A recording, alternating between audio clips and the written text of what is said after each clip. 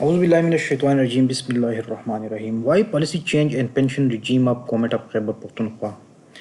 Khyber Pakhtunkhwa pension regimes को में policy change क्यों कर रही है? सिप फंड को क्यों लॉन्च किया जा रहा है? पिछले कई दिनों से न्यूज़पेपर में इसके बारे में बड़ा चर्चा हो रहा है कि पेंशन नई एम्प्लॉइज़ के लिए ख़त्म किया गया, यानी नई एम्प्लॉइज़ को अब पेंशन नहीं मिलेगा। तो क्या ये हकीकत है? सीपी फंड क्या है और ये नए एम्प्लॉइज़ के लिए जो पॉलिसी चेंज हो रही है इसका क्या मकसद है? इस पर डिस्कशन करते हैं तो ये सब कुछ क्लियर हो जाएगा।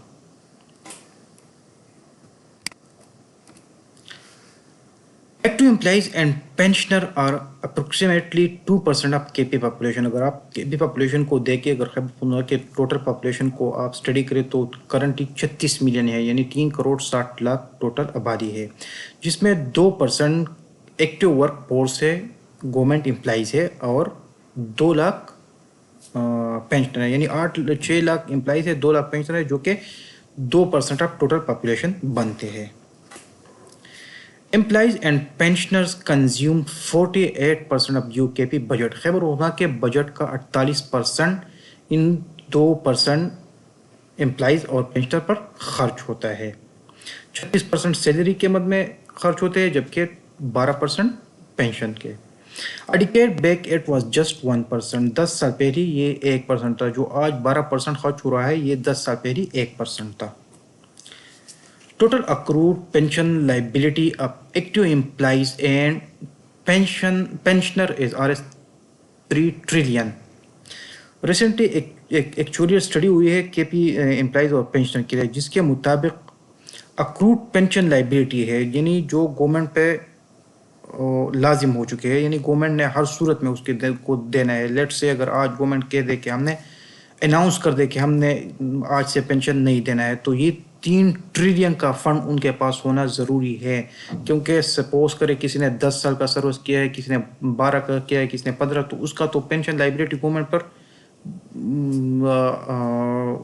बन चुकी है, तो गवर्नमेंट ने इसको क्लियर करना है। तो अगर गवर्नमेंट आज पेंशन को ख़त्म भी करना चाहे तो 3 ट्रिलियन का फंड उनके पास होना ज़रूरी है। तो अक्रूड लाइबिलिटी का यही मतलब है। और ये एक्चुअली हम नहीं कह रहे, ये एक एक्चुअली स्टडी हुआ है, एक अच्छा खासा एक एक्चुअली फर्म है, उसने स्टडी की है, और ये उनकी स्टेटमेंट्स है। Replacement rate is 105% of pensionable पे, यानी पेंशनेबल पे बेसिक पे को कहा जाता है। रिप्लेसमेंट रेट यानी जब एक बंदा रिटायर हो जाता है तो उनको जो मंथली पेंशन मिलता है वो उनके बेसिक पे का 105% होता है। यानी सपोज एक बंदी की एम्प्लॉई की बेसिक पे 70,000 और वो रिटायर हो जाए तो उनको मंथली पेंशन 75,000 मिलता है।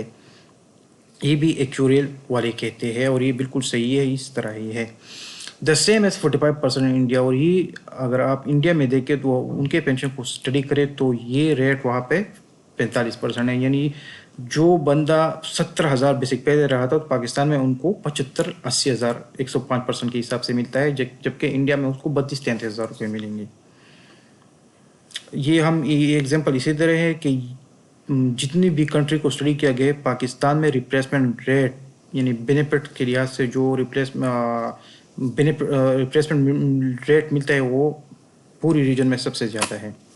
GUKP contributes 62% of pensionable pay to fund each employee's future pension obligation। अगर आज गवर्नमेंट ऑफ खैबर पख्तूनख्वा कोई एम्प्लॉई बढ़ते हो जाए, उसके बेसिक पे से 32% उसके 62% उसके बेसिक पे का कंट्रीब्यूट करना शुरू कर दे, फंड बनाना शुरू कर दे, तो जो एंड में उनको जो बेनिफिट मिलेगी वो उसको फंड कर लेंगे। यानी हर एम्प्लॉई के लिए गवर्नमेंट 62% कंट्रीब्यूट कर रही है। और ये इम्प्लिसिट है, दिखाई नहीं दे रहे, लेकिन जब एंड में जो पेंशन बेनिफिट्स मिलते हैं तो एक्चुअली वालों ने इस तरह हिसाब लगाया है कि हर एक के लिए गवर्नमेंट ये 62% हेडनली यानी इम्प्लिसिटली कर रहे हैं। एम्प्लॉय कंट्रीब्यूट पर्सन पर his her guaranteed life pension. अब लोगों में थोड़ा गलत फहमियाँ पाई जाती है कि हम तो कंट्रीब्यूट कर रहे हैं और यहाँ पर हम मैंने लिखा है कि 0% है, तो हाँ बिल्कुल कर रहे हैं। रिटायरमेंट बेनिफिट डेथ कंपनसेशन में करते हैं, बिनौलन फंड में करते हैं, जीपी फंड में करते हैं, ये अलहदापन है। गारंटेड लाइफ पेंशन जो है ये अलग चीज़ है, जो कि बंदे को मंथली मिलते हैं। फिर अगर वो मर जाए तो उसके बीवी को, बच्चों को 13-14 लेवल तक है रहेगी। अब तो कम हो गया, 6 तक रह गया है, लेकिन गारंटेड लाइफ पेंशन में एम्प्लॉय खुद 0% कंट्रीब्यूट करता है। Development budget is shrinking, development budget जो है वो सुकड़ता जा रहा है, कम हो रहा है। And in recent future either KP will pay pension और keep space for development budget. इन दोनों में से एक काम करना है केपी बजट ने, या तो पेंशन वो देंगे या डेवलपमेंट बजट को ख़त्म करेंगे। तो आप ज़रा सोचें, 36 मिलियन लोगों से जो टैक्स जमा होता है, जिनसे बजट बनता है, उनमें से 48% इन 2% एम्प्लॉय और पेंशन पर खर्च होता है। अगर पॉलिसी में थोड़ा इस तरह की चेंज लाया जाए, और इस पर काम हो रहा है कि ये 12-13% पेंशन की जो है इसको 1-2% तक कन्वर्ट किया जाए, जो डिकेड पहली था, तो सोचे 10-12% जो पैसा बचेगा उससे हर साल एक नया BRT प्रोजेक्ट बनाया जा सकता है, 2 स्वास्थ्य मोटरवे तामीर की जा सकते हैं, अस्पताल बनाए जा सकते हैं, यूनिवर्सिटी बनाई जा सकते हैं। इस तरह हज़ारों काम हो सकते हैं। यानी जो टैक्स के पैसे 36 मिलियन आवाम से जमा होते हैं वो उस पर खर्च हो सकते हैं। मैं ये नहीं कह रहा कि ये 2% लोग जो है ये भी सर्विसेज दे रहे हैं इन्हीं 36 मिलियन लोगों के लिए, लेकिन उनके लिए एक ऐसी पॉलिसी बनाई जाए जो एडिक्वेट हो, कंसिस्टेंट हो, सस्टेनेबल हो, यानी हर लिहाज से वो काबिल कबूल हो, सेटिस्फैक्ट्री हो, लेकिन बर्डन गवर्नमेंट पर कम किया जाए। ये हो सकता है पूरी दुनिया में इस तरह की पॉलिसी चेंज हुई है, सिस्टम बनाई गई है, कंट्रीब्यूटरी सिस्टम है, पे एज यू गो है, हाइब्रिड है, यूनिवर्सल है, हम आगे इसको डिस्कस करेंगे। इस तरह की बहुत सारी सिस्टम है, लेकिन जो एग्जिस्टिंग केपी में जो चल रहा है, जो सिस्टम और जो हमारे पाकिस्तान में, पूरे पाकिस्तान में चल रहा है, इस सिस्टम को थोड़ा चेंज करना है। इसको चेंज करके एक नया सिस्टम बनाया जाए जो कि पूरी दुनिया में चल रहे हैं, ऑलरेडी इन प्रैक्टिसेस है। अगर उसमें ये चेंजेस किया जाए तो हम ये गवर्नमेंट पर बर्डन कम कर सकते हैं और ये डेवलपमेंट सेक्टर पर लगाया जा सकता है। अच्छा, सोल्यूशन के बारे में तो बताया कि पॉलिसी चेंज ही इसका सोल्यूशन है। अब बहुत से दुनिया में पेंशन स्कीम्स चल रही है। डिफाइंड बेनिफिट प्लान है जो हमारे पाकिस्तान में चल रहा है एग्जिस्टिंग एम्प्लॉय के लिए। डिफाइंड कंट्रीब्यूशन है जो पूरी दुनिया में राइज है, पूरी दुनिया में यही सिस्टम चल रहा है। इंडिया में 2004 से शुरू हुआ है। मैं इंडिया का मिसाल ज़्यादा इसलिए दे रहा हूँ क्योंकि उनका कल्चर और हमारा कल्चर सेम है। हमारा इकानमी तो सेम नहीं है, लेकिन ज़्यादातर हमारी चीज़ें उनसे कंपैरिजन किया जाता है, इसलिए उनका मैं मिसाल दे रहा हूँ। हाइब्रिड पेंशन स्कीम है, इसको भी डिस्कस करेंगे। यूनिवर्सल पेंशन स्कीम है, ये भी चल रहा है दुनिया में।